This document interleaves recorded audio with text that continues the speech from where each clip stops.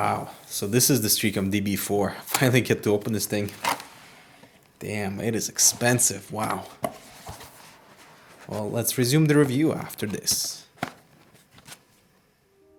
Creativity is fueled by the best instruments. It doesn't always come easy, and in the process you often realize how important quality is. The RD400 by OCZ gives you quality and speed with M.2 interface, Toshiba NAND flash, and a PCI bracket, making it possible to focus on what matters. Invest in storage that makes a difference, with a 5-year advanced warranty.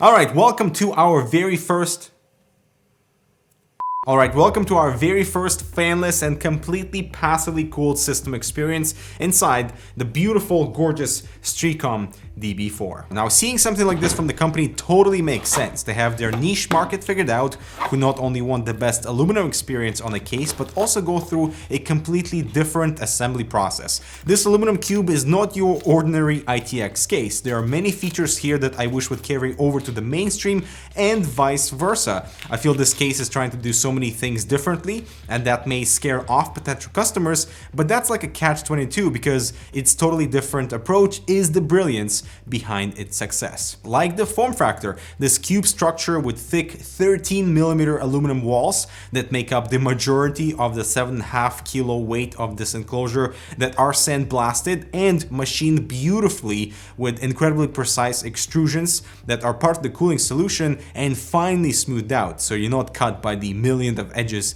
around the case. Size-wise, it's pretty compact. It would suit in the living room or a desk environment very well. I love the stand design that complements the abstract nature of the frame, and since the motherboard I/O is facing down, it keeps the entire perimeter of the case in character. However, I wish the stand was a little bit more elevated, so the thicker cables, like the display port, is not bent at 90 degrees, which makes me really uncomfortable. It does the job with cleanliness, but obviously this area is far from accessible, and you'll notice throughout this review there will be more convenience compromises for the sake of the design. For example, the two USB 3 ports are located in one of the corners, which is only good to route USB hubs via cable because the height clearance is a restriction for longer USB sticks, plus it's not at all user-friendly or accessible. The power button is also here. It's easy to memorize its location, but I never thought I would actually comment on the power LED, which to me is way too bright and creates an unpleasant light spill. Of course, it can be disconnected from the bottom I/O. Because there are no fans, the top panel is solid, just a light piece of acrylic that can be used to accessorize your DB4, add some character to an already beautiful art piece. And I want to get the hardware compatibility out of the way because it's not really built for a gaming machine. Instead, it welcomes the least demanding hardware possible that produces minimal heat. After all, the cooling is completely passive, so there are no fans. By default, CPUs up to 65 watts are recommended with the included heat pipe kit, but can be also extended to 105 watt CPUs with a larger cooler design. So that is one of the most unique elements here. The CPU cooler is mounted directly onto the side panel, and the large aluminum surface area of that side panel is what's cooling your CPU, and it's pretty incredible. The case is literally the heatsink and also looks a little bit like a heatsink, and while the default configuration only uses one side panel to cool the CPU, they are all identical and thus could be set up for more advanced cooling. As for GPUs, maximum supported length is 200mm,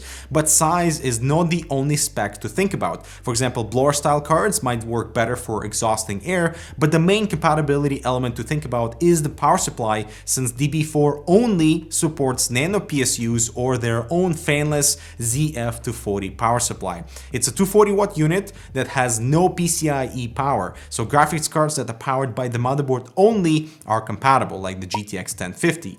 Now, I understand the interior is completely closed, but having ketchup mustard cables is not ideal, especially on such an expensive unit, and while this power supply is very thin and compact and fanless, it is limiting what you can do with the system, especially when an SFX power supply can fit in here in this space, no problem. And so this entire fanless approach is definitely unique, and DB4 stands out from the crowd. But in the age of extremely efficient power supplies and graphics cards whose fans don't turn on until heavy load, I feel like the DB4 kind of missed an opportunity to merge that beautiful styling with the enthusiast crowd who crave to pack as much powerful hardware in as little space as possible. And that could be due to inevitable history of this case, because Streacom actually put the production on hold some 4 years ago. So 4 years ago, those have been totally unique in the market, but I hope that Streacom would catch up to the modern specs of having really efficient hardware that is both cool and quiet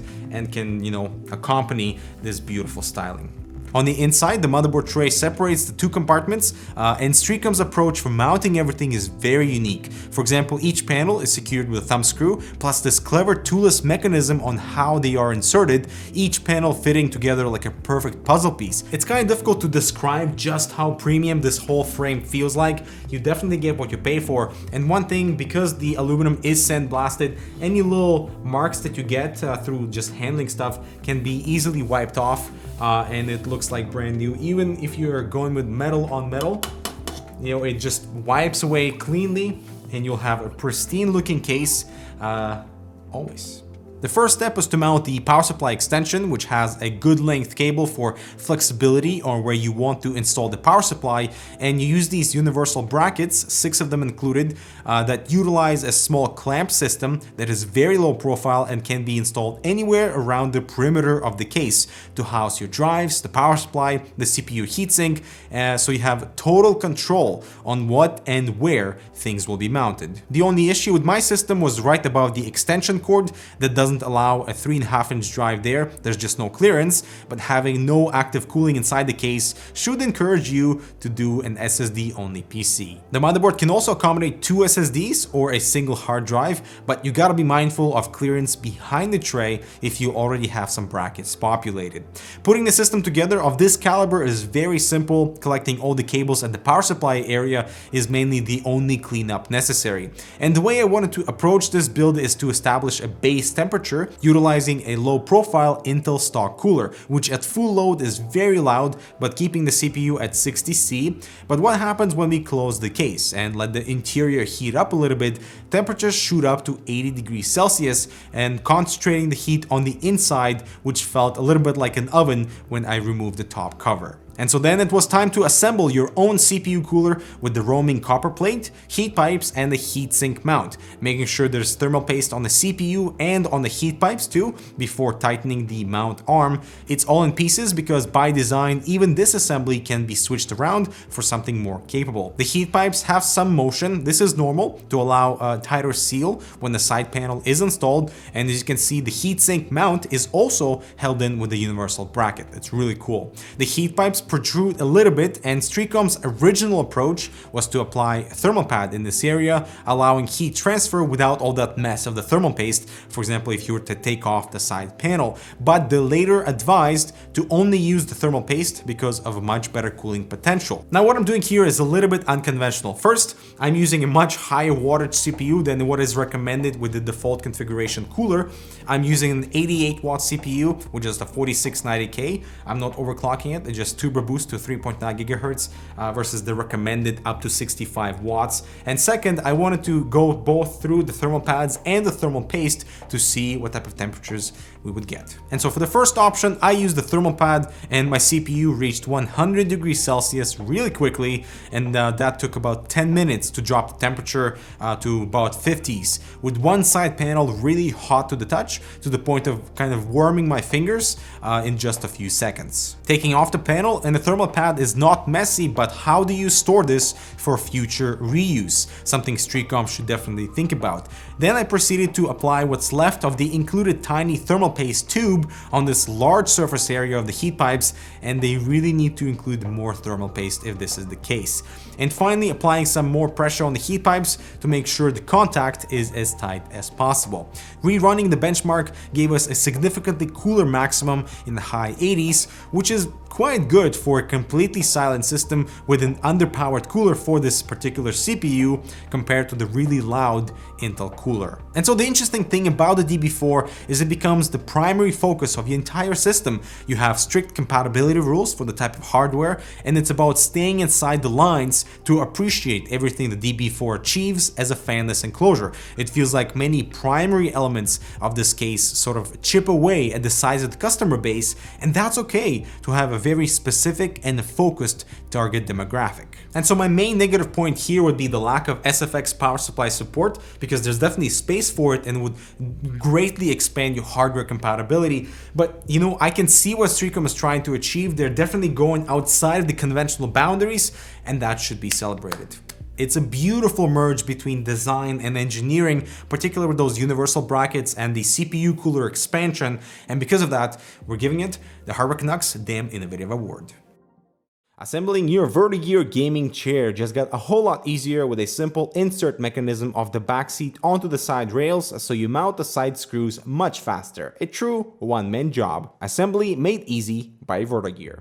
Now, what I would love to know is how many of you value the completely fanless, completely silent system you can house inside the DB4. It's a beautiful piece. Obviously, it's like an art showcase piece that would blend in very well within an elegant home, within your furniture, within your speaker setup. But how many of you are actually interested in something like that? Let us know in the comments down below. I'm Dmitry. We'll see you in the next video.